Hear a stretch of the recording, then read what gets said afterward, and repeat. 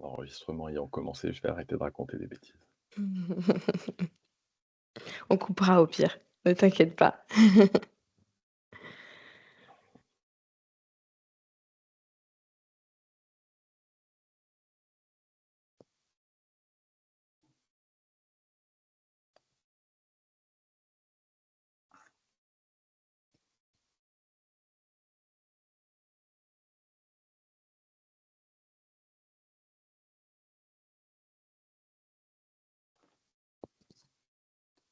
Bon, on n'a pas beaucoup de nouveaux arrivés. Est-ce qu'on se dit qu'on commence? Le temps que je fasse ma petite introduction, peut-être que ça fera venir les derniers.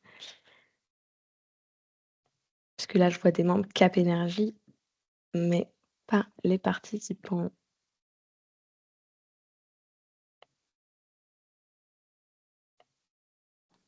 Attendez, hein, j'essaie de récupérer Marion. Oui, c'est vrai qu'il nous manque Marion. Hop.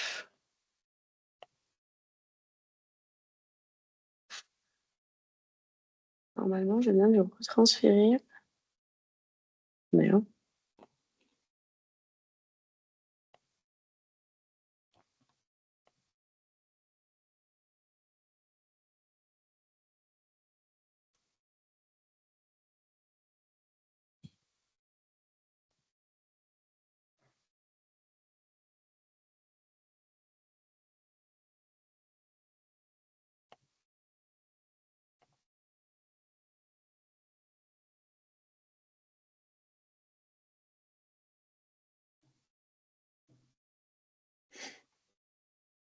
Greg, pour gagner un peu de temps, peut-être que je nous présenterai peut-être tous les deux rapidement.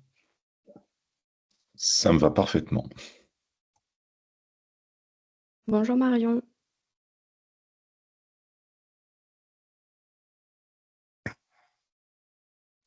Bonjour. Je l'ai trouvé, c'est bon.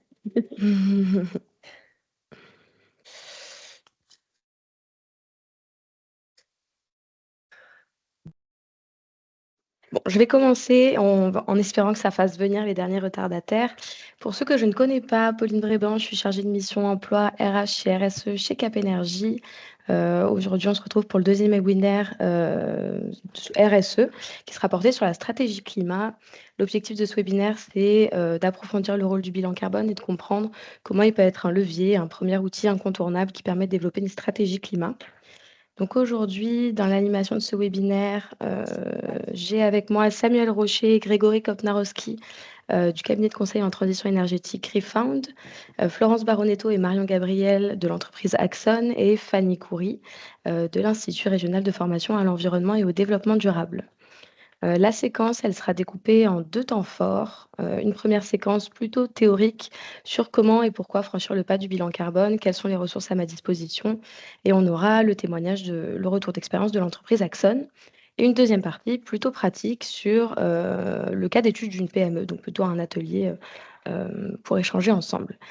Sachez qu'on a des temps d'échange qui sont prévus durant ce webinaire, donc j'en profite pour vous, proposer de poser vos questions dans le chat. On les prendra au fur et à mesure que l'événement se déroule. Alors, bonjour Catherine, je vois que vous êtes arrivée. Oui, bonjour, désolée du retard. Merci. Pas de problème. Donc pour commencer, cette première séquence sur le bilan carbone, je vous propose une toute petite activité pour savoir où vous en êtes et où en est votre structure.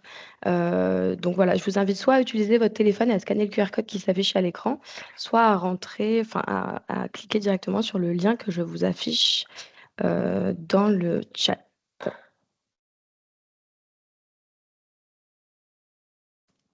Hop et je vais partager l'autre écran.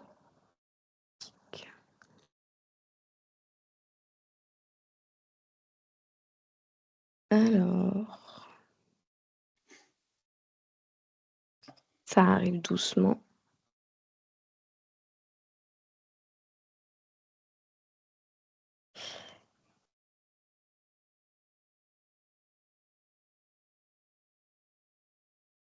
Est-ce que vous avez tous réussi à vous connecter? Yes. Oui. Allez. Première question, où en est votre organisation dans la construction de sa stratégie climat? Est-ce que vous êtes plutôt débutant? Est-ce que vous êtes en train de développer votre stratégie? Ou est-ce qu'au contraire, vous êtes très avancé?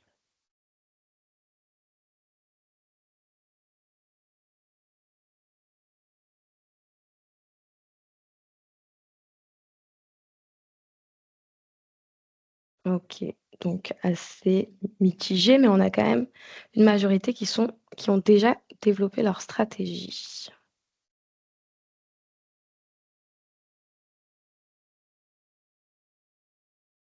Super. Est-ce que la dernière personne n'a pas eu le temps de répondre? Non? Bon, hop. Est-ce que vous pouvez me dire un mot pour décrire le principal défi que rencontre votre organisation dans la construction de sa stratégie climat?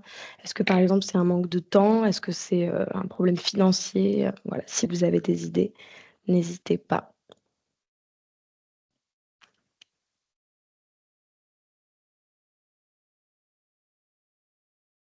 Pas trop inspiré.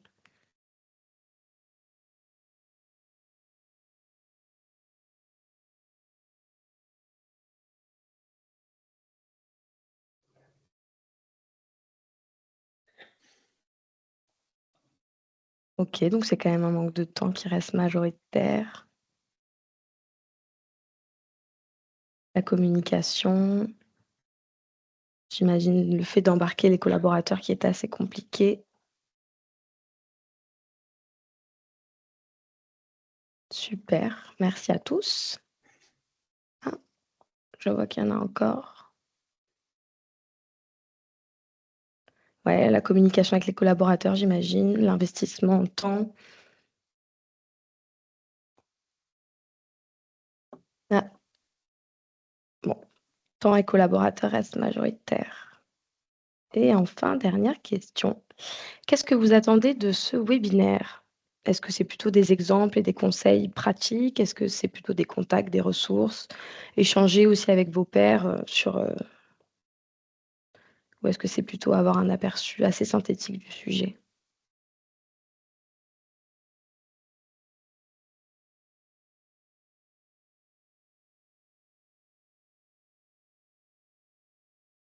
Échanger. Bon, j'espère que du coup, vous avez prévu vos questions pour qu'on puisse échanger ensemble.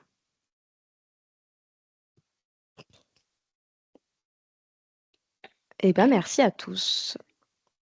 Du coup, s'il y a beaucoup de questions, là, hésitez pas à les mettre dans le chat, au fur et à mesure, là, qu'on puisse essayer de les traiter, et qu'on ait un maximum de valeur ajoutée, là, pendant ce temps d'échange.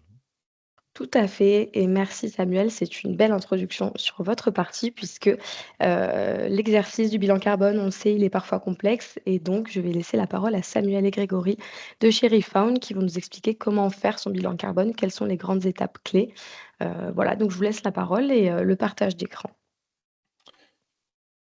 Merci Pauline. Alors en introduction rapide, donc chez Refound, donc on est un cabinet, effectivement, on accompagne, nos clients à la fois, techniquement, sur, du bilan carbone, de la stratégie climat, de l'adaptation, de la CSRD, on va en parler et on donne, une grosse importance aussi à un deuxième levier qui est l'accompagnement du changement, à travers à la fois de l'accompagnement classique et du changement et l'utilisation d'ateliers sur ces thèmes-là. Évidemment, tout le monde connaît la fresque. On a développé d'autres ateliers, en particulier un qui a été développé par Grégory, qui s'appelle OGRE, sur ordre de grandeur des énergies, qui est dédié à la transition énergétique en France. On en utilise beaucoup d'autres en fonction des enjeux des entreprises dans lesquelles on intervient.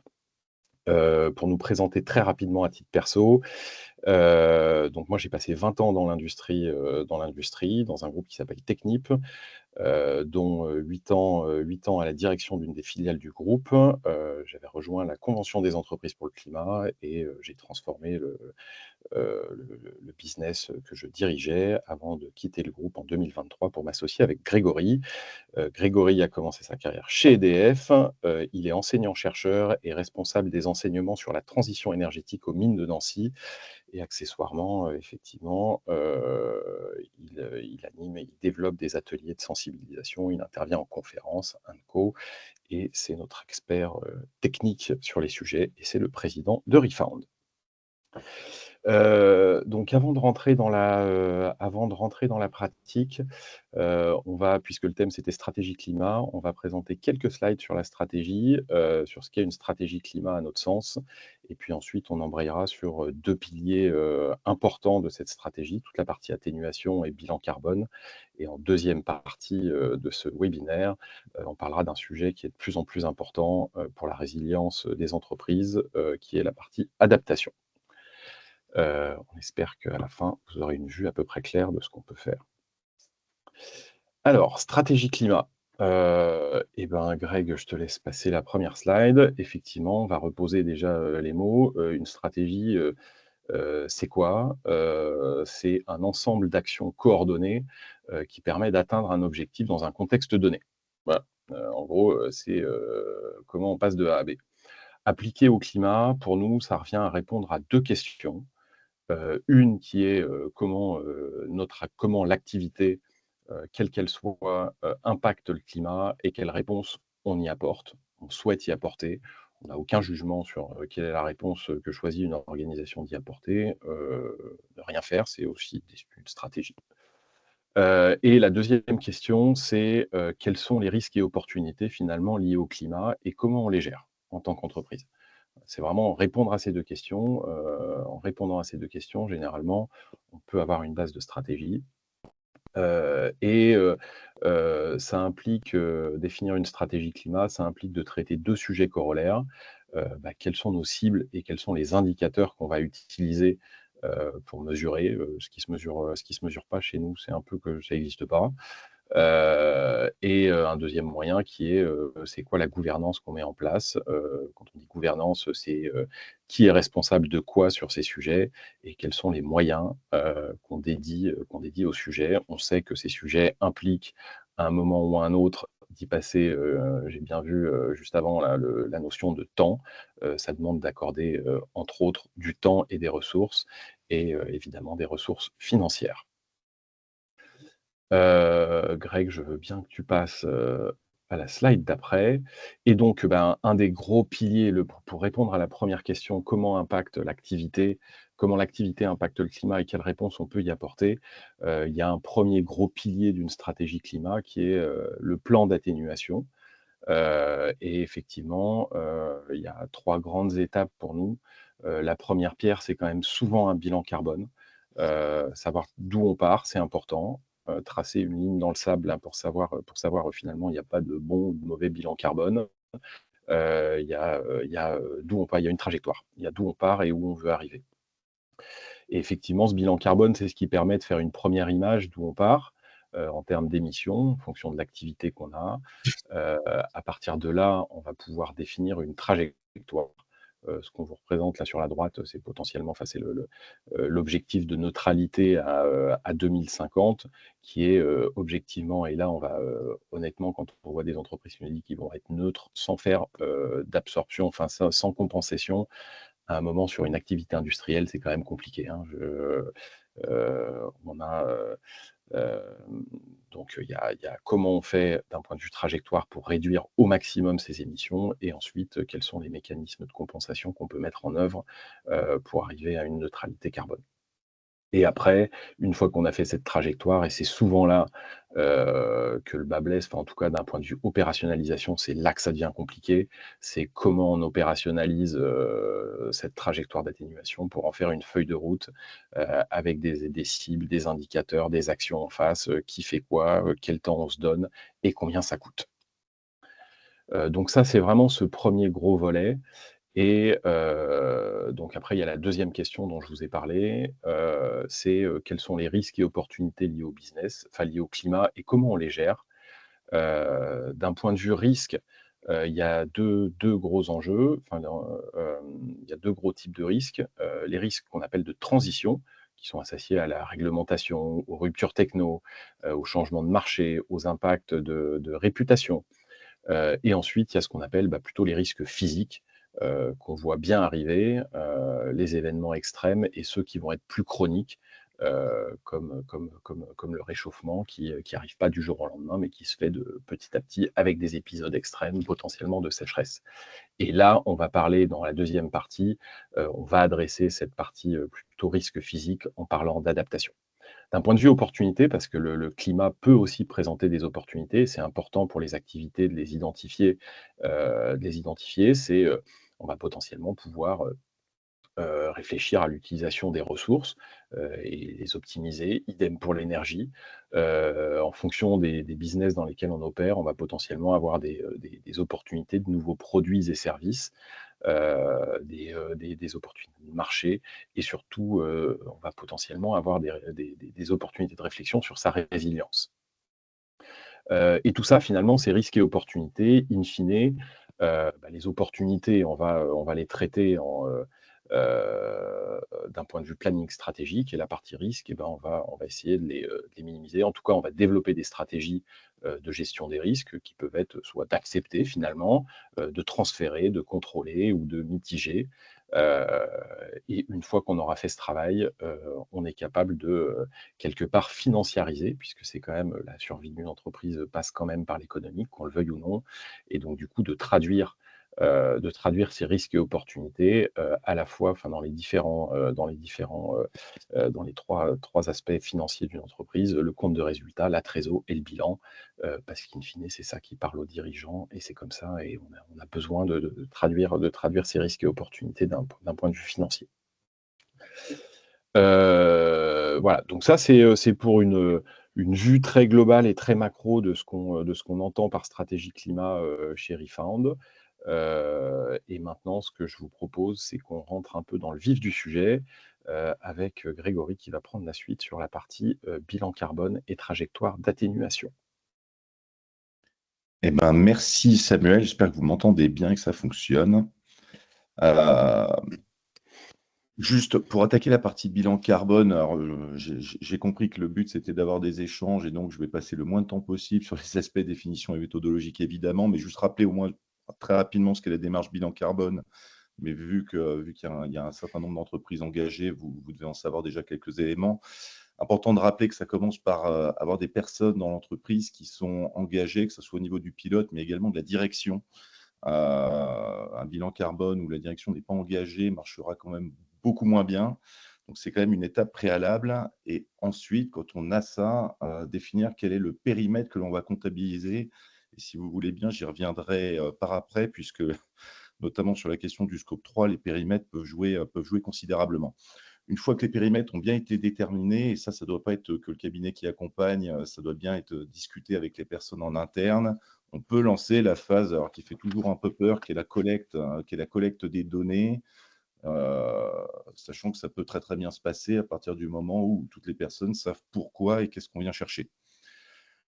Ensuite vient forcément la partie exploitation et donc agrégation des données pour être capable de, on va dire, de sortir au moins dans un premier temps le bilan carbone réglementaire, si c'est l'objectif que l'on recherche dans un premier temps. Je reviendrai sur d'autres objectifs que l'on peut suivre dans le cadre du bilan carbone, ce qui permettra, comme l'a dit Samuel, ensuite de construire les plans d'action avec la trajectoire d'atténuation et les feuilles de route associées.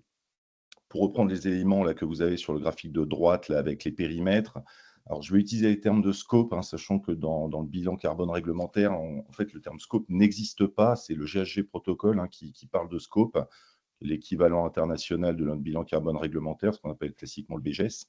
Donc, ce qu'on retrouve dans le scope 1, scope 2, c'est ce que vous avez au centre, là où il y a marqué votre entreprise, avec tout ce qui est consommation énergétique, notamment voilà, au sein de l'entreprise.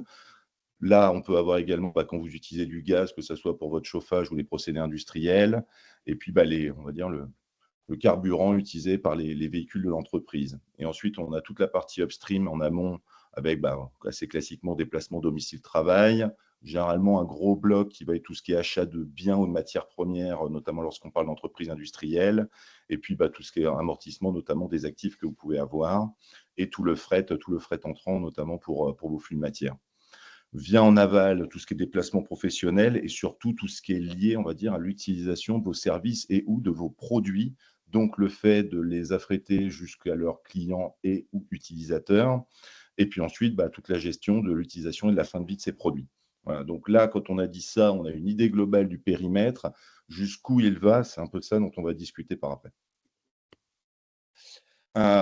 Quelques messages clés. Alors, évidemment, faire un bilan carbone réglementaire, c'est toujours une image intéressante à avoir, mais ça a certaines limites, notamment parce que si vous avez une activité qui est avec, plusieurs produits et ou plusieurs services, vu qu'on agrège l'ensemble de ces informations et de ces données dans une seule image, derrière, qu'est-ce que vous en faites concrètement?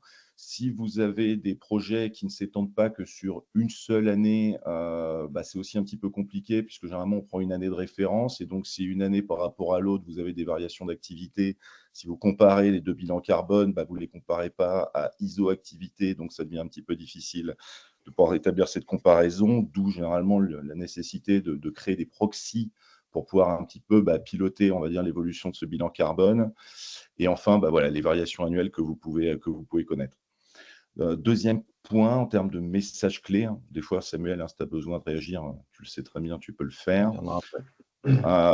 C'est aussi tout ce qui est lié donc, aux hypothèses et de modélisation et de périmètre. Donc, je reviens sur l'aspect périmètre, jusqu'où vous allez, est-ce que vous allez sur tout ce sur quoi vous avez la main et jusqu'à ce qui étend sur votre zone d'influence avec des parties prenantes, On parle souvent de scope 3 significatif. Il y a encore des gros travaux qui sont menés par l'association Bilan Carbone pour définir la notion de significativité. Donc, ce n'est pas encore quelque chose de très clair. Et de modélisation, puisque forcément, il y a certaines données que vous n'aurez pas. Et donc, quand vous ne les avez pas, vous devez produire des hypothèses. Et la question à chaque fois qui se pose, c'est la robustesse derrière l'hypothèse que vous avez créée. Pareil, on pourra l'illustrer par après. Et enfin, le troisième point, et là, Samuel, je ne sais pas si tu veux répondre tout de suite à cette question. Pour moi, ce n'était pas forcément une nécessité de le faire à l'instant T, mais qu'est-ce qu'on fait de ce bilan carbone? Est-ce qu'on coche un critère ESG ou est-ce que c'est un outil de pilotage stratégique? Est-ce que tu souhaites réagir à ce moment-là, Samuel, ou je Peut-être à continue? la fin, passe les slides et puis je Ok. réagirai après. Ok. Voici l'exemple pour une entreprise que l'on accompagne. Si vous voulez bien, pour des raisons de confidentialité, j'essaierai de ne jamais nommer cette entreprise.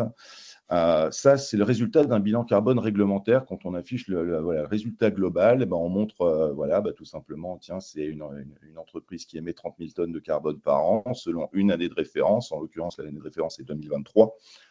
Et ce qu'on voit, c'est globalement les grands postes d'émission, hein. Ça, c'est vraiment la représentation, on va dire, réglementaire du BGS, où là, dans le cas de cette entreprise, qui a des activités à la fois, elle exploite et elle construit du stationnement, elle a des projets d'aménagement, de construction, elle a des projets de rénovation. Quand je parlais d'aménagement, c'est aménagement d'espace, d'air, de partie de territoire. Et là, ce qu'on voit, c'est que globalement, cette entreprise, c'est 2 gros postes, tout ce qui est achat de services et tout ce qui est lié notamment à son activité stationnement qu'on retrouve dans le transport des visiteurs et des clients. Et là, voilà, vous avez la grosse image. La question qui peut se poser pour nous à ce stade, c'est lorsque vous avez ça, c'est qu'est-ce que vous en faites en matière finalement de stratégie, de plan d'action pour être capable de construire une trajectoire d'atténuation. Donc là, je vais remettre un peu ma casquette d'ancien dirigeant et effectivement, quand on fait un bilan carbone comme ça, vous l'avez compris, l'entreprise dont on parle a un modèle assez compliqué avec beaucoup d'activités différentes, de clients différents et de modèles d'affaires finalement différents. Si on se limite au bilan carbone réglementaire, on se retrouve avec 2 grosses patates, qui sont les achats de services et le transport de personnes. Évidemment, on va pouvoir les creuser et faire des choses, mais cette lecture strictement, réglementaire qui est par poste et de très fonctionnelle, va pas permettre, d'en faire un outil, de pilotage et de se dire: «OK, quelle activité est plus pérenne qu'une autre? Quelle activité je vais pousser dans le futur?» parce qu'on est incapable de discerner, finalement, quelles sont les activités, les produits et les services que je vends, qui sont les plus émetteurs. J'en profite, Samuel, ne voyant pas ce qui se passe dans le chat en partage d'écran, si des fois il y a des questions qui arrivent dans le chat, n'hésite pas à me les mentionner pour qu'on puisse éventuellement les traiter au fur et à mesure. Bah, justement, là, on en revient à ce que tu viens de dire, hein, Samuel. Là, en fait, on descend un niveau de granularité, c'est-à-dire que là, on ventile le bilan carbone selon les activités donc que j'ai pu citer, précédemment là de cette entreprise où ils disaient: «Bah, tiens, ils réalisent des projets d'aménagement, ils exploitent des parkings, ils réalisent des projets de construction et ou de rénovation et ils font de la gestion immobilière». Et là, quand on le regarde comme ça, finalement, ce graphique, bah, là, on voit que bah, le stationnement, et si on regardait un petit peu plus en granularité, cette partie stationnement, qui est donc quasiment la moitié du bilan carbone, hein, pour arrondir 30 000 tonnes, et vous voyez 15 000 pour arrondir sur la partie stationnement, sachant que dans le stationnement, la majorité on va dire, des actifs de stationnement sont pour du stationnement de véhicules légers, donc des voitures, hein, pour faire simple, mais ils ont un parking poids lourd. Et en l'occurrence, là, bah, le parking poids lourd, il représente près de 90 du bloc stationnement et c'est pour ça que les hypothèses que vous allez faire, par exemple, des trajets que font les poids lourds avant d'arriver au parking et qui rentrent dans le bilan carbone, dans la partie scope 3, qui est l'utilisation de vos clients, bah, forcément, en fonction de est-ce qu'on est avec, on va dire, de la proximité locale et du fret local ou est-ce qu'on est sur du transport international, bah, globalement, ça va complètement changer l'image de je veux dire, de ce bilan carbone sur le stationnement. Ce qu'on voit, c'est que la partie construction, c'est le deuxième bloc, hein, donc quand on fait la somme, voilà, de stationnement et construction, c'est vraiment les 2 grosses activités du bilan carbone. On ne l'a pas affiché pour des raisons de confidentialité, mais pour autant, au moins ce qu'on peut vous dire, c'est que la majorité du chiffre d'affaires généré par cette entreprise se fait sur son activité construction et pas stationnement. Donc là, ce qui serait intéressant de regarder, c'est l'intensité carbone économique d'une activité par rapport à l'autre, et notamment pour faire un pilotage au niveau des différentes activités et quelle est la trajectoire que l'on veut suivre. Et Samuel, là, est-ce vous que voyez en fonction, bah, avec la slide précédente qui est plutôt par poste et celle-là qui est plutôt, par activité, quand on commence à recouper, à croiser ces 2 modèles, on commence à avoir par activité, un découpage hyper intéressant où on commence à avoir vraiment un outil qui commence à permettre, non seulement, de manière incrémentale de savoir où sont, enfin, les gros postes d'émission par activité, mais effectivement, comme le disait Grégory, de commencer à avoir un outil décisionnel qui n'est plus basé uniquement sur de l'économique, mais qui permet de commencer à regarder par activité quelle est l'intensité carbone de chaque activité, et donc du coup de piloter stratégiquement le portefeuille d'activité d'une entreprise. Je me permets juste de rajouter, Samuel, ce que tu viens de dire, c'est pour information, donc un affichage de ce type, par exemple, ne fait pas partie du bilan carbone réglementaire. Et enfin, pour relier sur les hypothèses de modélisation qu'on avait pris et de périmètre et en quoi c'est important, là, par exemple, on a pris un projet très concret. Donc pareil, ça, c'est pas quelque chose que l'on fait au niveau du bilan carbone réglementaire, hein, c'est un niveau de granularité encore un peu plus bas. Donc là, je vous donne un exemple d'une zone d'activité commerciale qui a été aménagée par cette entreprise. Donc il y avait, voilà, vous avez le détail de ce que comprenait le projet, voilà, l'embellissement de l'avenue, il y avait la création d'une aire de jeu, l'aménagement d'espaces verts, filtration des eaux pluviales, voies de circulation, arrêt de bus, mobilier urbain. Et donc là, vous avez la vision du bilan carbone, de ce qui est porté par l'entreprise considérée qui est vraiment, entre guillemets, sous son contrôle. Et maintenant, en fonction de l'évolution du périmètre, tiens, ils ont aménagé un espace sur lequel il y avait un bâtiment de bureau qui devait être construit. Mais ce n'est pas eux qui le construisent, que eux, ils livrent une zone d'aménagement. Donc, est-ce que dans le périmètre, on intègre le bâtiment de bureau qui a été construit, sachant que ce n'est pas eux qui le font directement? Comme vous le voyez, déjà, on écrase complètement la part du bilan carbone qui était directement sous le contrôle de l'entreprise. Mais normalement, derrière, si vous prenez en compte dans les périmètres qui sont prévus, il devrait y avoir l'utilisation de ces bâtiments de bureaux. Et on rajoute encore 2000 tonnes à ce bilan carbone. Et puis ensuite, il y a l'utilisation de la voirie. Il y a des personnes qui se déplacent, que ce soit dans la rue, et normalement, bah, pareil, dans le périmètre élargi, qui fait partie du bilan carbone, on pourrait prendre l'utilisation de la voirie, mais même l'utilisation du bâtiment de bureau qui est sur cette zone aménagée. Et pour rappel, hein, on était à 30 000 tonnes de bilan carbone au départ pour l'entreprise considérée. Et vous voyez qu'en fonction de l'évolution du périmètre que l'on a considéré, on ferait plus que doubler son bilan carbone si on intégrait également finalement l'ensemble du périmètre, mais qui est moins sous son contrôle, mais pour lequel elle peut avoir par contre une influence. Et donc, c'est pour ça, je reviens, que les hypothèses de modélisation et les hypothèses au niveau du périmètre peuvent changer drastiquement la vision que vous avez du bilan carbone et notamment donc des actions que vous allez pouvoir choisir de mettre en œuvre pour essayer de réduire votre bilan carbone au fur et à mesure du temps. Donc là, notre message, c'est assurez-vous que vous plongez quand vous faites faire un bilan carbone ou quand vous faites votre bilan carbone, assurez-vous, que vous comprenez les hypothèses qui sont prises, en termes de périmètre et de modélisation sur le scope 3. Sur le scope 1 et 2, il n'y a pas trop d'enjeux. Par contre, sur le scope 3, les hypothèses que vous allez prendre peuvent avoir un facteur jusqu'à 100, sur le volume de bilan carbone que vous allez avoir.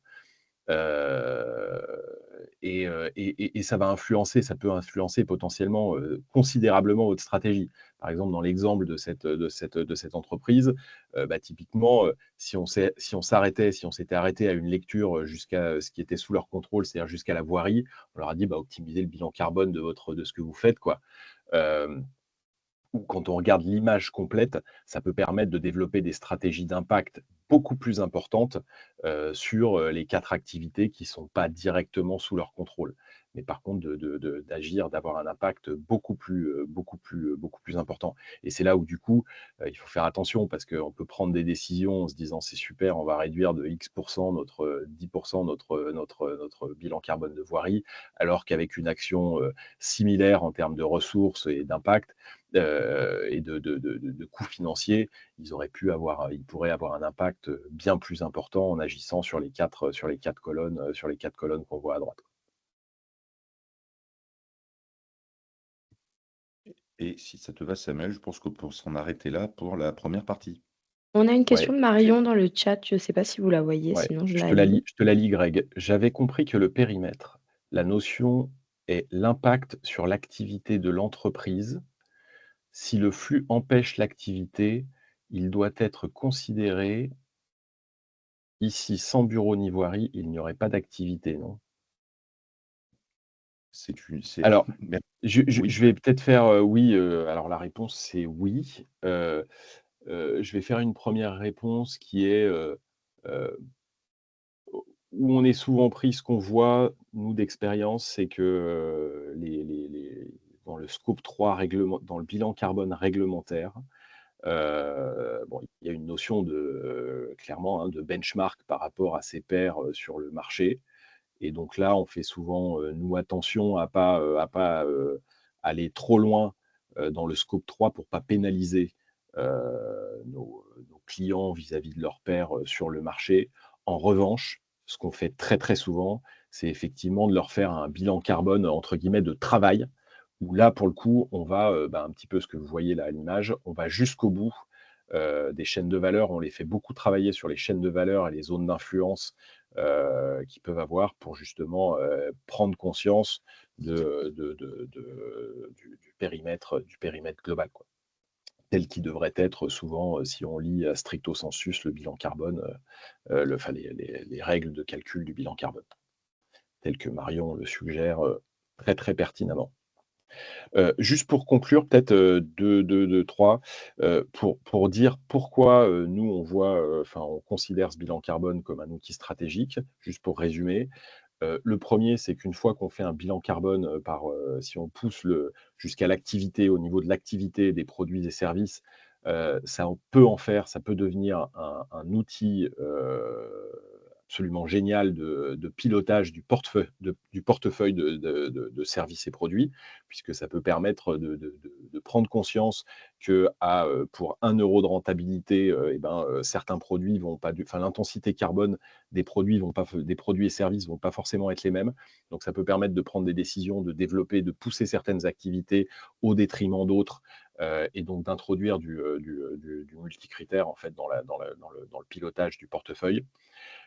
Cet exercice de bilan carbone, nous, on s'en sert également avec nos clients pour pousser très, très loin le travail sur les chaînes de valeur amont et aval, pour comprendre les zones d'influence et d'impact. En gros, où est-ce que l'entreprise a de la visibilité, où est-ce qu'elle peut agir avec le plus d'impact. Et puis, potentiellement, ça peut être une source d'opportunité. Typiquement, l'entreprise qu'on accompagne, effectivement, ils ont des parkings, typiquement de poids lourds. Ce qu'on est en train d'identifier avec eux comme opportunité, c'est qu'à terme, s'ils veulent détourner finalement les utilisateurs de ces utilisations de poids lourds, et ben, ils pourraient développer une activité de développement, d'activité type ferroutage, co. Et donc du coup, ça peut permettre de faire émerger des stratégies un peu long terme, hein, mais de développement d'activités alternatives et d'opportunités. Voilà. Pauline, je pense qu'on est à 1 minute près, on est dans les clous. Ben, bon, il nous reste 1 minute. Si jamais il y a d'autres questions, n'hésitez pas dans le chat ou à prendre la parole avec votre Euh, micro. et ben peut-être Marion, est-ce que du coup on a répondu à votre question? Oui, merci. J'avais juste une question. J'avais compris que la notion de scope était en train d'être révisée et que justement, cette complexité autour du scope 3 était en train d'être révisée. Greg, je te laisse Alors, répondre. c'est effectivement un travail en cours dont pour l'instant on ne connaît pas encore les résultats. Il y a des consultations en fait, hein, qui sont en cours là-dessus en ce moment, avec un travail qui est réalisé notamment par l'ABC et l'IFC en France. Je vais pas anticiper les décisions prises, mais effectivement, ne serait-ce que parce que tout le monde parle de scope, alors que la notion de scope n'existe pas dans le bilan carbone réglementaire français. Donc, effectivement, pour essayer d'avoir déjà un peu moins, on va dire, de décalage avec le GHG protocole et pouvoir faire des comparaisons avec des entreprises internationales notamment, qui ne sont pas soumises exactement, on va dire, aux mêmes critères. Peut-être au-delà de ces notions de scope, hein, Marion, ce qui bougera pas de toute façon, c'est ce qui est important pour nous dans ce travail, c'est comment l'entreprise finalement utilise cet exercice pour euh, accentuer, affiner sa compréhension et des chaînes de valeur amont et aval, et d'identifier où sont finalement les zones d'influence et les zones d'ombre. On est en train d'accompagner une entreprise là, qui s'est rendue compte qu'en fonction des produits et services qu'ils vendaient, surtout des produits, ils ont des filiales dans différents pays, co, et il y a des produits sur lesquels ils ont une visibilité jusqu'au bout du pays, du type de bâtiment, co, dans lesquels finissent leurs produits, et il y a d'autres lignes de produits sur lesquelles ils ont zéro visibilité. Et donc, du coup, ça leur a fait prendre conscience de ça, et leur stratégie d'atténuation va prendre ça en conscience. Soit d'aller vers les lignes de produits sur lesquelles ils ont le plus d'influence pour impacter au maximum, soit de se dire, oula, on a des grosses zones d'ombre dans ces chaînes de valeur, là, il va falloir qu'on trouve le moyen de reprendre un peu le contrôle et d'augmenter notre influence et de parler à nos clients pour mieux comprendre ce que deviennent nos produits, quoi. D'accord. Bonjour, Philippe Adnaud. J'ai une question. Bon, d'abord, merci pour la présentation. Par rapport à la répartition entre les émissions directes et indirectes, par exemple, ou les émissions amont, ce que je comprends, c'est que le fait que les scopes ne soient pas réglementaires, c'est qu'on peut avoir notre propre décomposition. Je vais donner un exemple concret. On a dans la société quelques voitures de fonction. Donc une voiture de fonction, elle est utilisée à la fois pour des trajets domicile-travail et pour des trajets et pour des déplacements professionnels. Donc nous, ce qui va être le plus facile à mesurer, c'est le kilométrage annuel ou mensuel pour l'indicateur du véhicule. On multiplie par soit l'information constructeur, soit je dirais un barème kilométrique de la tonne de CO2. Est-ce qu'on a besoin d'identifier de manière précise les usages de ces véhicules, ou est-ce que pour le bilan carbone global de l'entreprise, on peut se contenter je dirais, du kilométrage annuel? Tu veux répondre, Greg? Oui, bien sûr, je peux répondre. Alors, effectivement, si on était hyper pointu, on se dirait, tiens, on va essayer d'intégrer la dichotomie entre ce qui est trajet domicile-travail et ce qui est trajet professionnel dans ce kilométrage-là. Ça, c'est si on est plus royaliste que le roi. Et après, si on est une entreprise industrielle qui a qui a quelques véhicules de fonction, dans une image globale du bilan carbone réglementaire, il est possible que ça représente entre 0 et 1% pour ça. Donc, est-ce qu'on a besoin d'avoir un niveau très précis sur quelque chose qui touche 0 ou 1%? Ou est-ce qu'on ne se concentre pas sur les flux de matière, notamment les achats de matières premières? Est-ce qu'on achète du béton? Et donc, généralement, et là, je vais prendre des plateformes qu'on connaît bien, sans forcément les citer, qui vont vous mettre un ratio monétaire. Et là, généralement, l'incertitude derrière le ratio monétaire est tellement importante entre le béton qu'on achète ou l'acier qu'on achète, ça peut changer complètement le facteur d'émission sur un poste qui va représenter 70, 80, Ouais, 90% d'entreprises dans son activité industrielle. Donc, j'ai envie de dire, concentrons nos efforts sur là où sont les sujets plutôt que sur des choses comme ça, où si vous dites je fais 8000 km ou 10 000 km par an, Ouais. bien sûr que c'est à prendre en compte, mais ce n'est pas là-dessus que ça va jouer. Ok, d'accord, merci. Je vous en prie. Pas d'autres questions, mais en tout cas, merci beaucoup Samuel et Grégory pour cette présentation et Philippe et Marion pour vos questions. Je vais maintenant du coup laisser la parole à Florence et Marion de l'entreprise d'Axon qui vont nous présenter leur entreprise et faire un retour d'expérience sur l'exercice du bilan carbone qui est mené depuis plusieurs années par l'entreprise. Florence, je te laisse la main. Parfait. Est-ce que, est-ce que vous voyez bien la présentation? On la voit parfaitement. Ouais, c'est bon pour tout le monde? Ah. Je suis toujours là. Oui, oui. Oui, c'est bon. Parfait, c'est bon. Ah, c'est top ça.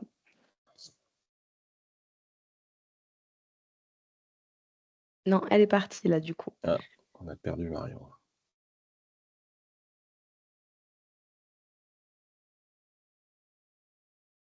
Ah, oui, elle est partie, ok.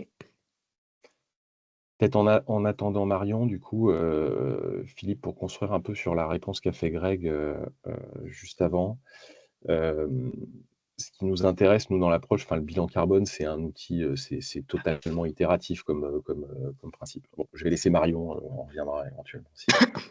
Ouais, est-ce que c'est bon, ça fonctionne cette fois? Je sais pas pourquoi ça. Oui, ça fonctionne. Ça fonctionne.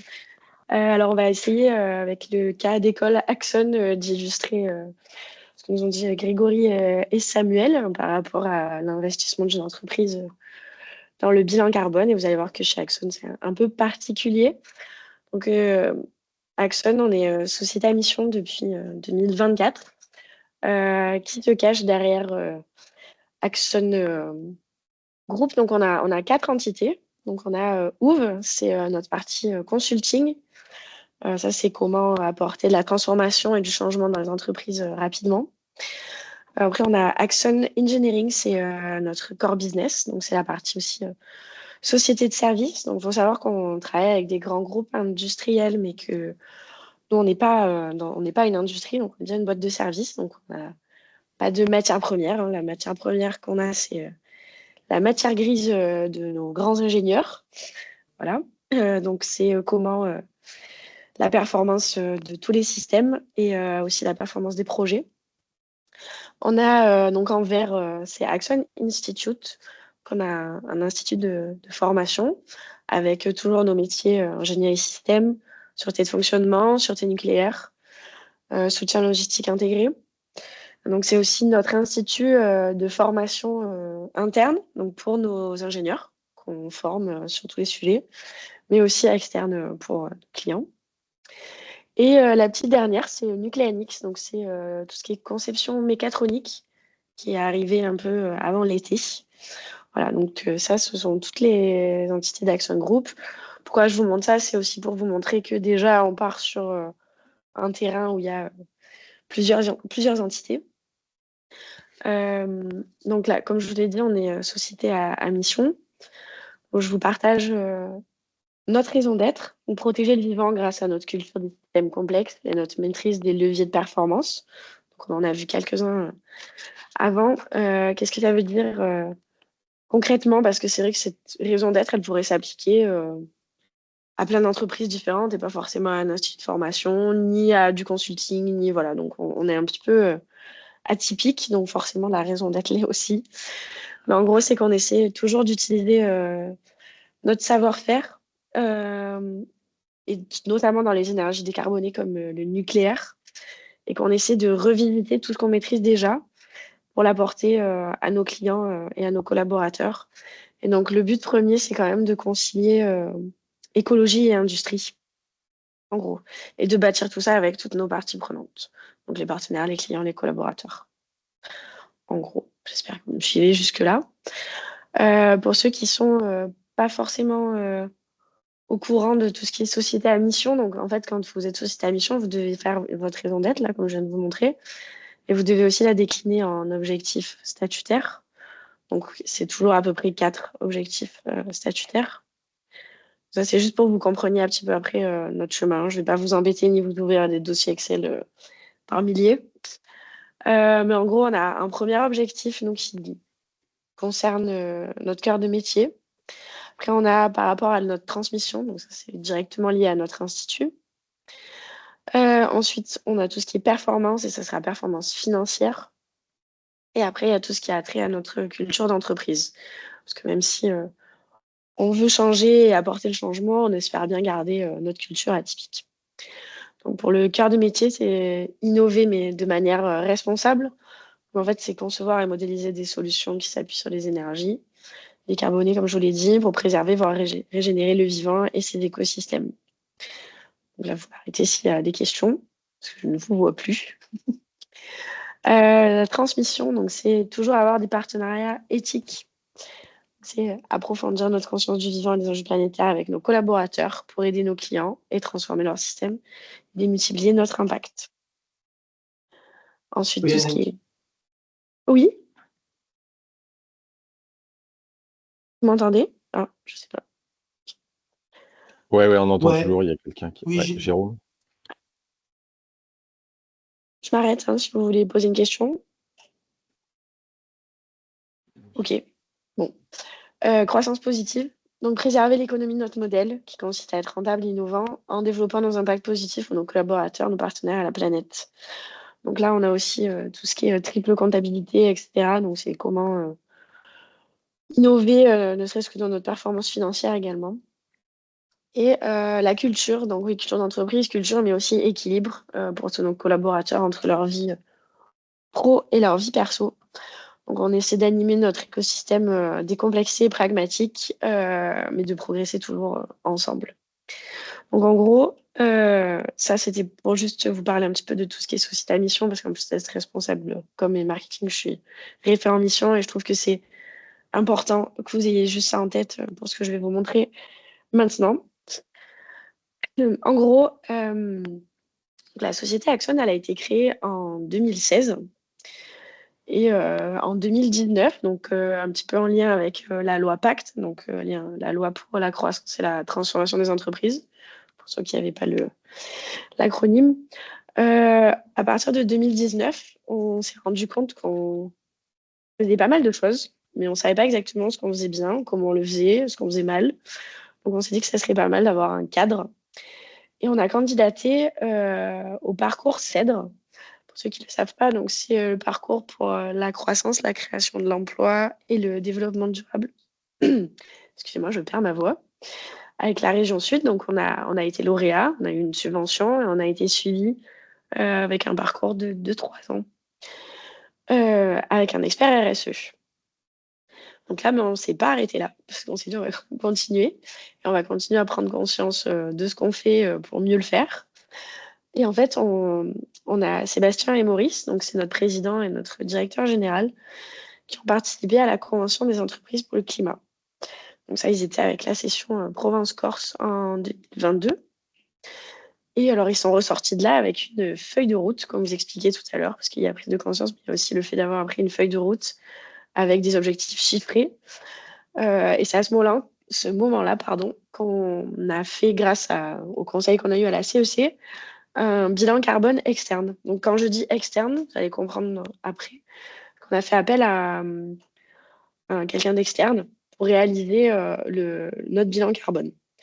Et donc là, comme vous l'aviez dit tout à l'heure, la complexité d'avoir forcément la collecte des données, des problèmes peut-être parfois de confidentialité, etc.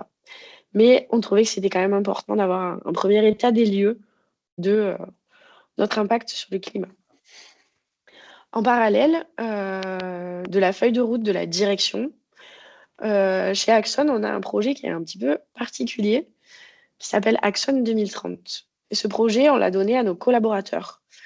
En fait, c'est ces sujets-là, de savoir ce qui va se passer dans la boîte et d'être visionnaire sur 2030, c'est souvent dans les dire que ça se passe. Nous, chez Axon, on a demandé à nos collaborateurs, alors ils sont volontaires, hein, c'est ceux qui lèvent la main qui qui veulent bien y participer. Et en fait, on a des thématiques différentes. Donc, on a RSE, on a le marketing, on a les systèmes d'information, on a la veille, on a l'orga et la finance. Et en fait, on a des pilotes et adjoints qui sont des collaborateurs. Donc, nous, majoritairement, c'est souvent des ingénieurs. Et on leur a donné un peu la responsabilité de porter comment et surtout de réfléchir comment ils veulent voir leur entreprise en 2030. Donc tout ça, c'est juste pour vous expliquer que entre la direction et les collaborateurs, on a mixé ces deux feuilles de route sur base aussi de notre bilan carbone. Et donc, on a créé Société à mission en avril 2024. Voilà, c'est tout juste pour vous faire un petit historique de où ça vient.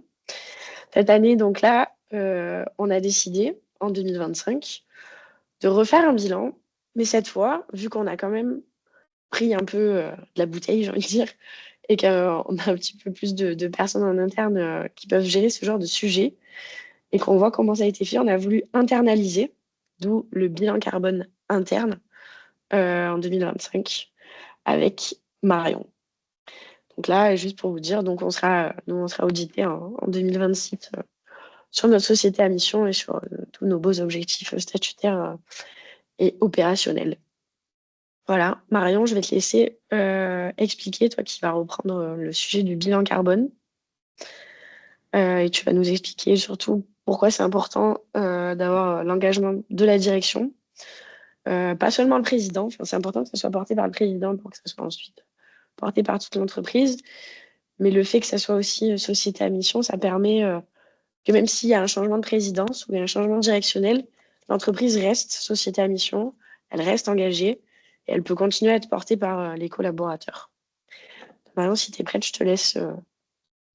Donc, peut-être juste un petit historique. Moi, j'ai rejoint Axon en novembre 2023 et je connaissais le projet de société à mission. Et Florence vous a un peu expliqué, on peut lever la main et dire dans quelle direction on a envie d'aller. Donc moi, j'ai levé la main pour reprendre le bilan carbone. Et donc la première décision qui a été prise pour pouvoir internaliser, c'est que je sois formée par l'association ABC à la méthode bilan carbone. L'avantage que nous avons eu en étant une société de conseil, c'est que l'OPCO et la gestion des compétences a mis la transition dans un de ses objectifs. Et donc, la formation était entièrement, entièrement financée par l'OPCO. Ce qui fait que pour l'entreprise, l'investissement était uniquement une perte de production de ma part et pas le coût de la formation en lui-même. Pour moi, dans les bonnes pratiques, le fait que ça soit un projet interne, ça facilite la collecte de données et ça, dans un contexte où, comme vous le voyez, on a un engagement de la direction qui est fort. Je pense que sans cet engagement, ça serait plus compliqué de l'avoir internalisé. Et c'est quelque chose aussi qui permet pour nous, dans un contexte où la structure de l'entreprise s'est un petit peu modifiée. Là, ce que vous a présenté Florence, les 4 structures, elles n'existaient pas à l'époque où on a fait le premier bilan. On peut aussi, vu que c'est en interne, améliorer notre collecte de données pour avoir une référence qui soit comparable à notre version de 2025. Donc, en termes de bonnes pratiques, ça permet aussi pour Sébastien et Maurice d'avoir un bilan carbone où on explore ce qu'ils ont décidé dans leur feuille de route d'améliorer. Donc, on a une partie d'interaction qui est plus simple. En termes d'écueil pour nous, ça a été un peu abordé dans le thème dans la présentation du bilan carbone qui nous a été faite. C'est que comme on est une société de service, le périmètre que l'on prend en compte est assez compliqué à évaluer. Notre principal client, c'est EDF. Donc, vous imaginez bien que on est 50. On ne peut pas prendre en compte le périmètre entier d'EDF de notre côté, enfin, même ce qui nous concerne. Donc ça, c'est un vrai écueil. de notre côté, liées à la nature de notre activité. Voilà. De mon côté, je ne sais pas si vous avez des questions. Oui, je vois que Philippe a demandé, est-ce que l'OPCO pour Axon, c'est l'OPCO Atlas? Oui. Ok. Bon, bah super, Merci. merci beaucoup Marion et Florence pour ce témoignage. On va passer à la suite et puis si jamais il y a d'autres questions, on pourra les prendre à la fin, mais c'est vrai que là, on est un peu pris par le temps. Hop, je vais vous repartager mon écran pour les ressources dont vous pouvez disposer, puisqu'on a vu que c'était un exercice qui était parfois complexe. Mais vous avez des ressources à disposition que vous pouvez trouver directement sur Internet. Donc, on a les ressources de l'ADEME, l'Agence de développement de l'environnement et de la mesure de l'énergie. C'est vrai que l'ADEME, dans son rôle d'accompagnement des acteurs dans la lutte contre le réchauffement climatique, elle propose un certain nombre de ressources. Donc, vous avez des pages génériques, des guides sectoriels qui sont réalisés par les fédérations professionnelles et l'ADEME, un annuaire de prestataires aussi, un accompagnement technique via un formulaire de contact, une foire aux questions, une communauté de praticiens donc, qui peuvent répondre à vos questions si vous en avez assez facilement et des outils de financement que vous pouvez solliciter. Donc le Jack Décarbonation, je mets un petit point d'interrogation sur celui-là, puisque c'était une aide qui permettait de financer la réalisation de votre bilan carbone. C'est une offre qui est pour le moment suspendue dans l'attente de décisions budgétaires de l'État. Donc on espère qu'elle va revenir en 2025, mais pour l'instant, c'est un peu suspendu. Et on a également le Pacte Industrie qui, lui, vise à former et accompagner des industriels dans leur démarche de décarbonation. Ici, il est essentiellement pour les entreprises industrielles dont la liste des codes NAF éligibles est disponible sur Internet. Voilà. Sachez que quand vous allez recevoir ce PowerPoint, vous allez pouvoir directement aller sur les liens qui sont déjà renseignés sur la diapositive. Donc, ne vous inquiétez pas pour retrouver toutes ces informations. En plus de l'ADEME, on a l'Association pour la transition bas carbone et l'Association des professionnels en conseil climat, énergie, environnement qui vous proposent, sachez-le, un certain nombre d'informations, des vidéos, des podcasts, des publications, des journées techniques, voilà, qui peuvent être également source d'informations pour vous. Je ne vais pas être plus longue et je vais laisser la parole à Fanny donc de l'IRFED qui va également compléter mes propos sur les ressources dont vous pouvez disposer. Fanny, je te laisse la main. Merci Pauline. Vous m'entendez bien? Oui. Je pense que c'est bon. Oui, je me présente rapidement. Fanny Couré, je suis chargée de mission et responsable formation à l'IRFED, qui est un institut basé donc à l'Arbois, donc voisin de Cap Énergie. Nous, on est une société coopérative d'intérêt collectif et on a deux missions principales. La première, c'est de faire monter en compétences les demandeurs d'emploi, mais aussi les salariés du public et du privé sur les questions de transition, donc les métiers verts, eau, assainissement, déchets et les métiers verdissants, donc tous les autres secteurs d'activité qui sont en transformation. Et la deuxième mission, c'est réaliser des études prospectives en fait sur l'évolution des compétences et travailler dans le cadre de projets de coopération européens sur de l'expérimentation liée à la formation continue. Voilà, juste pour vous donner une idée de qui on est et ce qu'on fait. Donc, nous, on est plutôt, on va dire, en complémentarité ou plutôt en amont de ce que fait Refound, dans le sens où on accompagne la montée en compétences, mais de manière plus globale. Donc, voilà, pour pouvoir situer l'IRFED dans nos métiers. Alors, en termes de ressources, en fait, je viens compléter ce qu'a présenté Pauline avec un premier élément, peut-être que vous en avez déjà entendu parler ou que vous l'avez déjà exploré, mais depuis peu de temps, finalement, 1 an et demi, 2 ans, il y a une start-up d'État qui s'appelle Betagouv qui a mis en place le portail RSE. Donc financement public, mais avec un principe de fonctionnement un peu start-up, on va dire, et qui est destiné à toutes les entreprises de toute taille pour les aiguiller, les orienter et les accompagner sur les questions de RSE, donc en fait très largement sur les questions d'impact, de gouvernance, donc sur tous les indicateurs ESG, environnement, social et gouvernance. Et donc ce portail en fait vous permet rapidement de savoir si d'une part vous êtes assujetti, en tout cas vous êtes dans le scope de réglementation ou pas, associé à ces sujets, et ensuite de pouvoir trouver de l'information Donc là, je vous montre rapidement avec un SIRET test qui m'a été fourni d'ailleurs par Betagouv, qui organise des webinaires pour l'utilisation. Comment en fait vous pouvez rapidement identifier si vous êtes ou non soumis à certains types de réglementations associées à la RSE. Donc il suffit de mettre votre SIRET et de préciser en fait le nombre de salariés, le chiffre d'affaires de l'exercice précédent et puis pareil pour le bilan. Je mets au hasard, c'est vraiment pour vous montrer. Et ensuite, vous précisez si vous êtes coté ou pas sur le marché ou si vous faites partie d'un groupe. Et en 2 clics, en fait, vous pouvez identifier les réglementations qui sont applicables à votre taille d'entreprise. Donc ça concerne autant des questions d'égalité professionnelle, donc plutôt sociale, que d'autres réglementations sur l'audit énergétique, les dispositifs d'alerte, etc. Et donc, en fonction de la taille d'entreprise, vous pouvez avoir plus ou moins une liste conséquente. Et par rapport au sujet qui nous intéresse aujourd'hui, en fait, sur ce même portail, donc toujours à l'accueil, vous avez accès à des fiches réglementaires RSE qui sont intéressantes en fait dans une première approche, et notamment des fiches réglementaires associées au BGES, donc bilan d'émissions de gaz à effet de serre, donc le fameux bilan carbone réglementaire qui a été présenté, qui a été mentionné précédemment, et le plan de transition.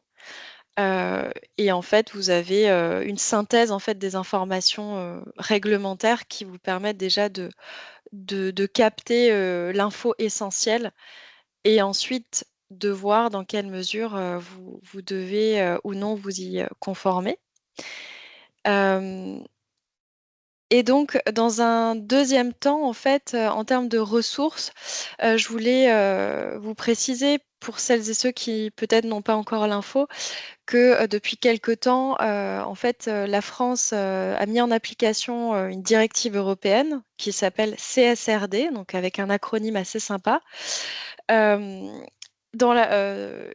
en fait, qui vise à homogénéiser les pratiques de reporting extra-financier sur les fameux indicateurs environnement, social et gouvernance associés à une démarche RSE. Et donc, un certain nombre d'entreprises vont être dans l'obligation de répondre à cette nouvelle obligation qui, en fait, est la transposition européenne de ce qui existait déjà en France du DPEF, donc de la déclaration de performance extra-financière. Et cette directive, en fait, va s'appliquer progressivement à un champ plus large d'entreprises, et notamment des PME, d'ici quelques années.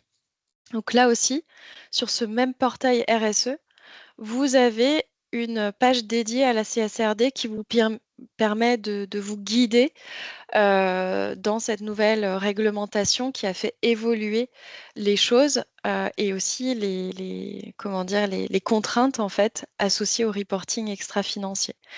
Donc ce que je voulais dire là-dessus, c'est qu'aujourd'hui, on va être plutôt sur des grands groupes, des grosses entreprises ou des grosses PME cotées en bourse, mais il y a une progressivité dans l'application de cette directive qui fait qu'à terme, court-moyen terme, on va dire moyen terme, les PME, donc qui adhérentes, par exemple de Cap Énergie ou même plus petites entreprises, vont de facto être dans l'obligation de fournir des indicateurs de performance ESG à leurs parties prenantes, avec cet fameux effet boule de neige sur les différents scopes, sur toute la chaîne de valeur. Donc c'est également intéressant et je pense important de l'anticiper lorsqu'on est une plus petite entreprise pour voir dans quelle mesure en fait ça va impacter plus ou moins l'entreprise, l'activité et les questions de reporting et d'analyse de données. Pour terminer sur la CSRD, c'est pour dire que dans ce cadre-là, le bilan carbone va devenir presque incontournable puisque ça va être un outil pour donc faire du reporting sur des indicateurs d'empreinte carbone. Donc tout ce que vous avez présenté, alors j'ai oublié vos prénoms, Grégory je crois et Samuel, c'est ça, précédemment, en fait va être potentiellement indispensable d'ici quelques années pour un grand nombre d'entreprises. Voilà pour le portail RSE qui, je trouve, est une bonne source d'information à disposition gratuite. Il suffit de créer un compte, mais assez simple, et qui est mis à jour de manière constante avec les retours des usagers. Donc ça, c'est plutôt intéressant. Ça veut dire que l'information qui vous est transmise est plutôt à jour. Et enfin, pour terminer sur la notion de bilan carbone, c'est qu'effectivement, aujourd'hui, au-delà d'être une obligation réglementaire au travers du BGES pour certaines entreprises, au-delà d'être une nécessité aussi dans le pilotage stratégique de l'entreprise pour s'adapter aux risques climatiques qui ont été mentionnés précédemment, en fait, un outil important pour gagner des marchés. Et pour répondre à des appels d'offres, à des appels à manifestation d'intérêt et des appels à projets, puisqu'aujourd'hui, sur les notations, vous avez parfois 10 à 15% de la note qui est liée aux engagements de l'entreprise sur les critères ESG. Et donc, le bilan carbone va pouvoir vous permettre d'apporter des preuves de diagnostic et ensuite de pistes d'action pour en fait aussi améliorer vos chances de gagner ces marchés et donc de développer l'activité. Donc voilà, c'était pour préciser que le bilan carbone, au-delà d'être un outil et ou enfin une obligation réglementaire, est aussi un avantage pour répondre à des marchés et apporter des preuves qui sont de plus en plus demandées. J'en regardais encore un ce matin où la note était de 10% sur les critères ESG. Donc voilà, un élément important à Effectivement, garder en tête. Et je effectivement, vous redonne la main. c'est effectivement de plus en plus demandé dans les appels d'offres, appels à manifestation d'intérêt et autres. Et c'est un véritable outil incontournable pour moi pour élaborer sa stratégie RSE. Je vous laisse encore la main, Samuel et Grégory, pour la Ouais. partie adaptation au changement climatique. Juste peut-être pour Fanny, merci beaucoup. Juste pour rebondir, bon, bah, la CSRD, on va voir ce que ça donne, mais on avait fait, pour ceux que ça intéresse, on avait fait le Mm. premier webinaire hein, qui peut être Il est revisionné disponible sur YouTube. sur le sujet. On va voir ce que ça donne, mais effectivement, hein, vous le mentionnez très justement, Fanny, pour ceux qui sont en particulier sensibles à la notation EcoVadis, le bilan carbone et la qualité du bilan carbone est un des premiers facteurs de notation sur EcoVadis, en tout cas sur le pilier environnemental. Donc, ça va être un enjeu de plus en plus important pour gagner, en particulier avec des grands donneurs d'ordre. Greg, je te laisse prendre la suite. Oui, avec plaisir. Bah, écoute, oui, merci effectivement d'avoir fait le lien. Déjà, enfin, juste pour rappeler hein, l'acronyme CSRD, Corporate Sustainability Reporting Directive. Et donc voilà, donc effectivement, ça a été dit, un acronyme pas toujours évident, mais transposé par une directive française d'une loi européenne. Donc oui, c'est un vrai sujet. Et peut-être, quand bien même, on ne sait pas si ce sera ajourné par ces journées, permettez-moi de le dire comme ça. De toute façon, des entreprises sont toujours sous contrainte, quoi qu'il arrive. Et donc, même si la vôtre ne l'est pas, probablement, ces entreprises sous contrainte vous demanderont certaines informations pour pouvoir vous référencer comme fournisseur. Donc, si vous voulez garder certains clients, ça peut toujours être utile de faire ce travail de reporting, quoi qu'il arrive, au-delà de la contrainte réglementaire. Sans transition, ça tombe bien, puisqu'on a parlé d'atténuation. Je vous propose de parler du pilier adaptation, parce qu'a priori, l'un ne dira pas sans l'autre. Autant on voit avec les sujets actuels qu'on va devoir probablement atténuer notre trajectoire, mais vu on va dire, les événements qui arrivent récemment, et je ne parlerai pas de toutes les inondations qu'on a rencontrées, a priori, il y aura une nécessaire adaptation dans les temps à venir. Je vois le temps qui file, donc je vais être rapide sur la partie principe, objectif et définition. Ce qu'on appelle un plan de résilience, déjà, ça commence par être capable d'analyser la résilience actuelle de votre entreprise.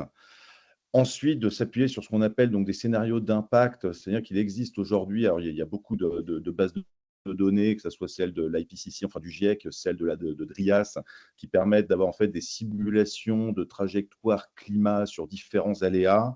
Et donc, on va impliquer finalement ces scénarios sur votre résilience actuelle pour voir ce qu'il en adviendrait et quels sont les plans d'action que vous pouvez sortir. Et donc, en fonction de ces plans d'action, c'est ça qui permet de construire le plan de résilience. L'objectif, il est très, très simple, c'est de faire en sorte que les entreprises continuent d'être pérennisées, tout simplement, et d'être le maximum résilientes aux impacts climatiques. Et j'ai utilisé la petite illustration à gauche avec les rochers qui sont tombés à Moutier.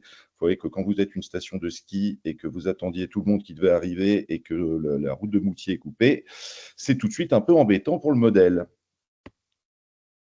Juste rappeler rapidement ce qui est un risque, et là on parle vraiment de risque management au sens large du terme, mais quand on l'applique au domaine du dérèglement climatique, on retrouve une définition dans le rapport donc, du GIEC, qui est finalement la combinaison de 3 facteurs, qui est l'aléa climatique, une sécheresse, une vague de chaleur, inondation, avec un niveau d'exposition. Est-ce que vous avez un processus, un site qui est exposé plus ou moins, et jusqu'à quel niveau il est vulnérable et ou résilient à cet aléa? Et donc, c'est la combinaison de ces 3 qui constitue un risque au sens de la définition du GIEC, mais globalement, on pourrait dire en tout ce qui est risque management de manière générale appliqué au climat. J'ai préféré aller vite pour être capable de maîtriser le temps là-dessus et d'essayer de l'illustrer, puisque c'était aussi une demande là, lorsque vous avez fait le klaxon au départ, c'est comment ça s'applique dans le cas d'illustration. Là, je vous propose de le faire dans un cas qui est Claralu, alors qui est une entreprise fictive dans notre cas, mais qui se rapproche vraiment d'une entreprise qu'on accompagne. Donc les données qu'on va utiliser peuvent vraiment s'appliquer à une entreprise industrielle, à d'autres entreprises industrielles. Et là, en l'occurrence, un fabricant de menuiserie, majoritairement en aluminium, qui est basé en France à Bordeaux, avec un chiffre d'affaires de 50 millions d'euros pour à peu près 200 employés. Regardons rapidement, Samuel en parlait tout à l'heure, la chaîne de valeur de Claralu, là, qui est évidemment une chaîne de valeur simplifiée. Donc, Claralu faisant des menuiseries en aluminium, il faut évidemment s'approvisionner en aluminium, qui n'arrive pas a priori à côté de Bordeaux, donc il a fallu l'acheminer jusqu'au site de production et de transformation, qui a nécessité une main-d'œuvre pour le faire, évidemment. C'est pour ça que vous avez en partie des salariés sur le site.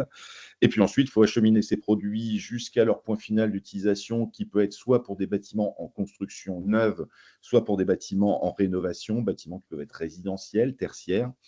Et enfin, même si les fenêtres en alu de Claralu, elles sont très performantes, elles ont quand même une durée de vie. Et donc, en fin de vie, est-ce que Claralu récupère ces fenêtres ou est-ce qu'elles sont jetées au rebut? Et comment on gère donc cette partie fin de vie? Selon toi, Samuel, qui est donc un spécialiste de Claralu, c'est quoi l'enjeu principal dans la chaîne de valeur de Claralu quand on la détaille aussi simplement que cela? Alors, de façon très, très, très, très caricaturale, quand je regarde cette chaîne de valeur, simplifiée, heu, trouver des gens, ça sera jamais le sujet. En tout cas, c'est pas le sujet majeur. Par contre, l'approvisionnement en alu, est au cœur du modèle de Claralu. Donc l'enjeu, enfin, si je devais en identifier un, c'est vraiment l'approvisionnement de cet aluminium, pour l'entreprise, quoi.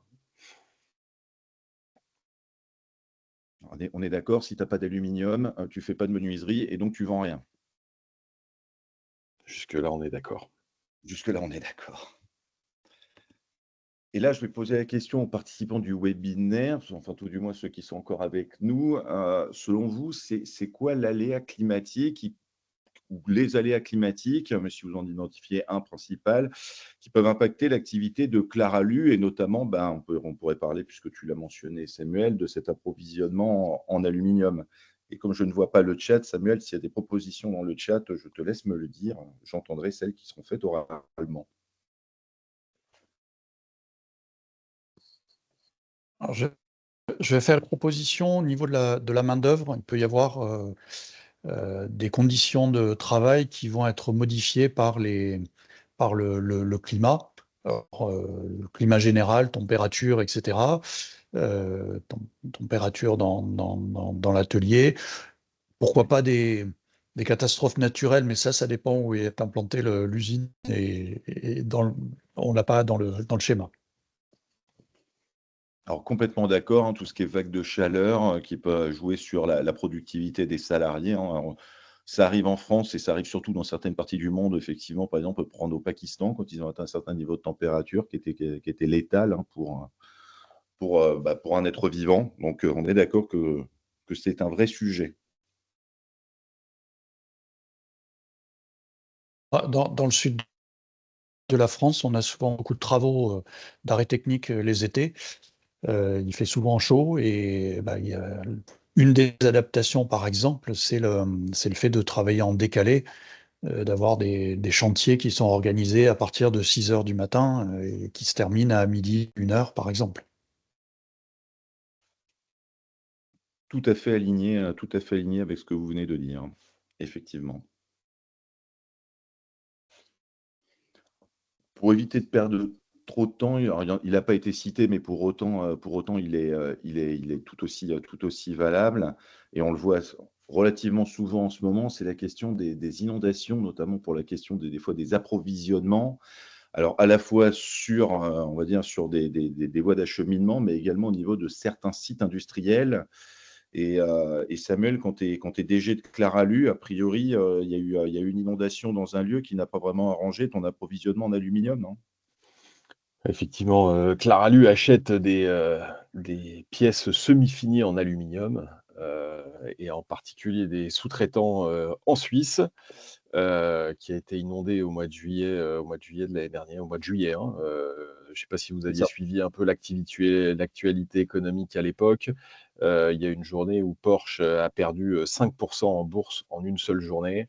Parce que leur sous-traitant qui les fournissait justement en pièces usinées d'aluminium n'a pas pu les livrer pendant un certain temps et donc du coup, ils n'étaient pas capables de livrer leur bolide à leurs clients. 5 de valorisation en une journée, ça commence à piquer et ça commence à parler. Voilà. Et malheureusement, c'est pas fini. Alors effectivement, c'est pas fini et là, sans rentrer dans le détail de la partie des petits graphique là, que vous avez en bas à droite, hein, qui est donc une extraction des données de RIAS, base de données auxquelles je faisais référence tout à l'heure. Est-ce qu'on peut simuler effectivement des cumuls de précipitations, un exemple, hein, en fonction de différents scénarios climat. Et donc, par exemple, ça avait été cité par Christophe Béchu. Donc, on a une projection, par exemple, avec une France à plus 4 degrés, dont on voit qu'il pourrait y avoir dans certaines zones des augmentations de plus de 60 ou 70% de cumul de précipitations annuelles. Et donc, potentiellement, ça a des impacts en fonction des territoires sur lesquels vous êtes. Samuel, pour reprendre ce que tu as utilisé tout à l'heure quand tu as parlé de stratégie climat au tout départ, tu parlais d'évaluer l'impact financier. Et je te propose qu'on fasse l'exercice rapidement d'évaluation de cet impact, si ça te convient. Ça me va parfaitement. Si tout s'est bien passé, normalement, vous avez à l'écran, alors là, on a basculé sur Excel, mais un outil en fait qu'on a développé au sein de Refund pour justement faire ces analyses de matérialité, donc à la fois matérialité financière et matérialité d'impact. Et ça fera vraiment sens pour ceux qui ont entendu parler de la CSRD, puisque d'une certaine manière, on voit qu'on s'appuie sur une partie de la méthodologie de la CSRD avec les fameux SRS. Pour ça, vous voyez E1, adaptation, changement climatique, qui est le SRS E1. Et donc, c'est pour ça, on va dire, les S et G qu'on peut avoir également lorsqu'on traite ça plus largement au niveau pas qu'environnemental, mais également de la responsabilité sociétale des entreprises. Samuel, si on faisait une évaluation de la matérialité financière pour Claralu sur le sujet adaptation dans le cadre de l'aléa inondation, hein, pour être précis, donc on est sur une granularité, on va dire, intermédiaire, hein, on n'est pas encore très bas. Mais sur les questions, par exemple, de réputation, de résultats financiers, de valo, d'arrêt de l'activité, comment tu ferais ton rate sur ces aspects-là, sachant qu'on a essayé d'expliquer pour chacun de ces rates et chacun de ces items quel était le niveau associé avec une explication qui n'existe pas dans le référentiel de la CSRD d'ailleurs. Ouais, en gros, si je prends l'exemple de Claralu, Claralu a bâti sa réputation sur sa capacité à livrer à ses clients de la qualité dans les temps et dans les budgets impartis. Et là, en l'occurrence, ils ont pas pu livrer pendant quasiment 3 mois. Donc l'impact sur la réputation est majeur.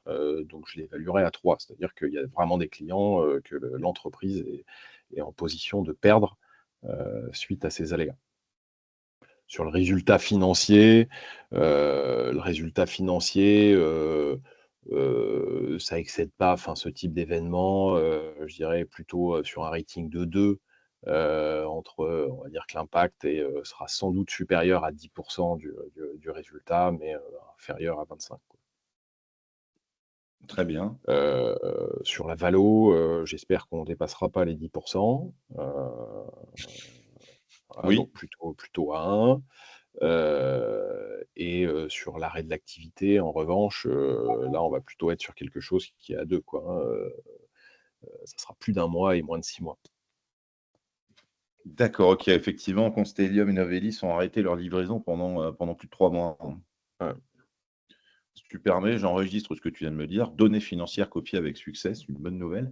L'outil fonctionne. On a parlé de l'évaluation de la matérialité financière, mais dans une logique de double matérialité, désolé pour le terme un peu barbare, il faut aussi regarder quel est l'impact de l'entreprise sur l'environnement. Et donc là, pareil, alors on aurait pu citer tous les ESRS que vous retrouvez, mais là, on est dans le contexte climat et notamment sur le plan de résilience et d'adaptation, donc je reste sur le focus adaptation. Heu, Là, finalement, on peut évaluer ça selon une question d'ampleur, d'étendue, d'irréversibilité que peut avoir un aléa sur de l'activité de Claralu. Là, globalement, alors sans rentrer dans le détail de tous les ratings, est-ce que tu es capable de nous sortir un rating rapide par rapport à l'impact qu'a l'entreprise, sur son environnement? Alors là, la question que ça pose, par exemple, sur une entreprise comme Claralu, c'est que globalement, cette entreprise, elle livre à la fois des menuiseries, pour de la rénovation énergétique et à la fois pour des, nouveaux bâtiments.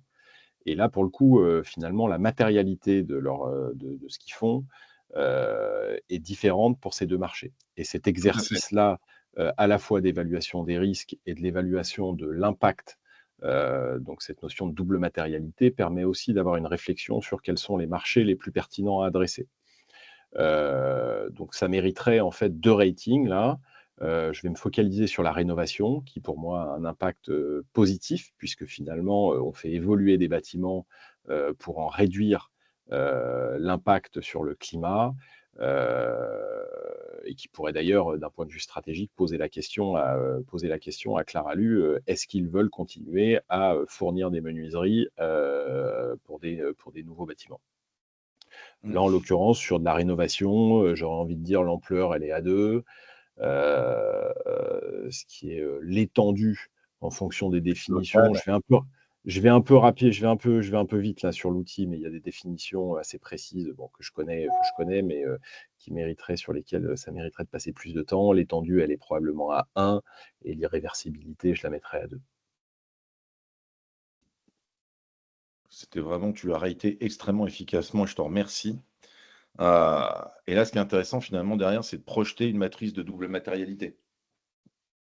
Donc là, celui qui est sorti là, qu'on a mis en fait en perspective là dans le cadre de l'évaluation qu'on vient de faire, c'est celle de l'adaptation au changement climatique. Comme tu l'as dit de manière d'ailleurs, enfin très importante, j'avais dit au départ, il y a un marché construction, un marché rénovation. Donc là, on est à un niveau de granularité qui est relativement encore, méta et qui serait intéressant, on va dire, d'aller plus bas pour choisir ensuite et définir des plans d'action. Pour ça d'ailleurs que vous retrouvez également d'autres critères qui sont plutôt SCG également, sur cette matrice de double matérialité. Ce qui est intéressant là-dessus, c'est que ça permet de voir en abscisse sur la matérialité financière ce qui va être nécessaire d'adapter et sur la matérialité d'impact en ordonnée, finalement, qu'est-ce qui est éventuellement arrêté jusqu'à renforcer, comme tu l'as dit, puisque tu l'appliques sur Rénault. Là, on est plutôt sur quelque chose à renforcer et ça pose d'ailleurs la question d'éventuelles maladaptations qu'on peut avoir si on agrégeait les 2 marchés, construction et rénovation. Est-ce que tu souhaites réagir là-dessus?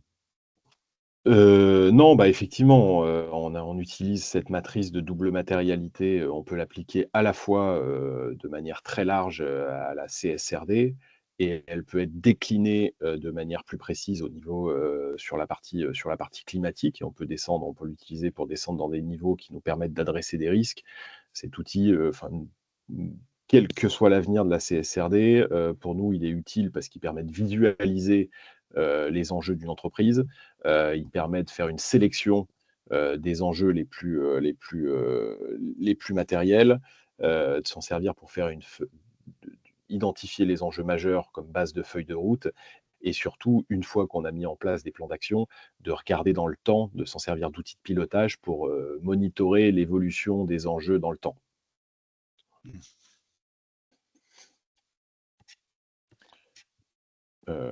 Une fois qu'on a fait ça, ce qui est important, c'est qu'est-ce qu'on en fait et c'est-à-dire comment on passe à l'action.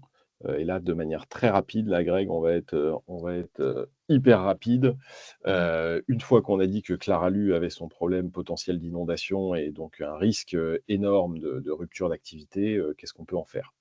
Et donc, du coup, là, on travaille avec les entreprises dans ces cas-là pour identifier ce que sont les actions qu'ils peuvent mettre en œuvre et comment on fait à partir de là émerger une trajectoire d'adaptation sur les différents enjeux. De manière un petit peu rapide et, je ne vais pas dire caricaturale, mais 2 actions possibles. Évidemment, il y a une première action qui pourrait être de diversifier ses approvisionnements en aluminium et de trouver des nouveaux fournisseurs. Et ça, c'est typiquement une action qu'une entreprise est capable de mettre en œuvre, je dirais, relativement rapidement. Sous 12-18 mois, on est capable de qualifier des nouveaux sous-traitants. En termes d'impact, c'est des impacts à la marge sur le business model. Après, on peut faire émerger des choses beaucoup plus transformationnelles. Typiquement, l'action B, un Claralu peut très bien se dire, et on a ces réflexions avec eux, de se dire, OK, l'aluminium, notre chaîne de valeur là-dessus est extrêmement sujette aux aléas. À terme, est-ce qu'on n'aurait pas à avoir une réflexion sur troquer l'aluminium pour du bois, potentiellement en développant des filières locales et durables, et du coup avoir une chaîne de valeur qui soit beaucoup plus courte et sur laquelle on a beaucoup plus de maîtrise que sur un aluminium sur lequel on n'aura jamais la maîtrise des mines, quoi. Voilà. Et donc du coup, on place ça sur ces notions cette matrice, et ça permet de faire émerger des trajectoires. Bien sûr, évidemment, derrière, il y a beaucoup de travail d'opérationnalisation, de coûts, de réflexion sur comment on le fait, à quelle échéance, un co. Mais en tout cas, ce premier exercice permet de faire émerger des trajectoires sur les différents enjeux auxquels est sujette une entreprise. Voilà, je crois qu'on arrive à la fin là, en termes de conclusion. Si je voulais, pour conclure, 3 messages, j'espère qu'ils ont été passés clairement et que vous en aurez compris l'intérêt. C'est pas, ou atténuation ou adaptation. Le sujet de l'adaptation devient de plus en plus important. On voit qu'on n'est pas sur des trajectoires qui vont permettre d'éviter le pire, donc il va falloir mettre les casques, parce que toutes les chaînes de valeur vont être touchées. Il y a un enjeu sur le fait de penser système, parce que vous pouvez penser dans le cadre de votre entreprise, mais en particulier pour des entreprises industrielles qui ont des chaînes de valeur longues. Je pense typiquement à Axone, qui est dans le service, se poser la question de où sont les points faibles dans toute la chaîne de valeur, et amont et aval, parce qu'il peut y avoir des clients qui vont être exposés, et ben c'est hyper important. Le métier de dirigeant, c'est quand même de savoir d'où vont venir les prochains problèmes. Cette réflexion-là peut permettre de le faire. Et dernière réflexion pour nous, c'est de se dire sur ce sujet, il n'y a pas forcément une prime à l'action, mais il y a au minimum une prime à l'anticipation. Et on commence à voir, et c'est là où intervenir à Cap Énergie, où il y a aussi beaucoup plus de moyennes et petites entreprises, faire passer ce message, il est important. On voit les grands groupes commencer à bouger, anticiper où sont leurs risques et potentiellement avoir des réflexions sur où localiser leurs assets, leurs actifs stratégiques. Il va y avoir un enjeu sur le foncier, et d'au moins anticiper ces choses-là et de comprendre quel niveau de risque vous avez pour vous et pour votre chaîne de valeur très tôt, même si vous le faites pas tout, même si vous agissez pas tout de suite, ça va être essentiel pour la résilience et pour la robustesse de votre activité. Voilà, on finit à 12h30, et notre dernier petit message qui est notre tagline chez Refound, vos concurrents ne seront peut-être plus là dans 20 ans, et vous Effectivement, il y a des virages qu'il faut prendre maintenant et je pense que vous avez bien exprimé ce sujet. Merci pour le partage de cet outil, qui j'espère, vous a aidé, vous a donné des clés et une vision, sur les actions à mener pour s'adapter face au changement climatique. En tout cas, c'était très intéressant. Merci Grégory, merci Samuel, merci à nos intervenants et merci à nos participants. Merci Je beaucoup. vous souhaite un très bon appétit, une très bonne journée. Je ne sais pas s'il y a des Oui, s'il y dernières a quelques questions. questions, ouais, s'il y a des questions, on peut les prendre, hein. J'en ai pas vu dans le chat, je sais.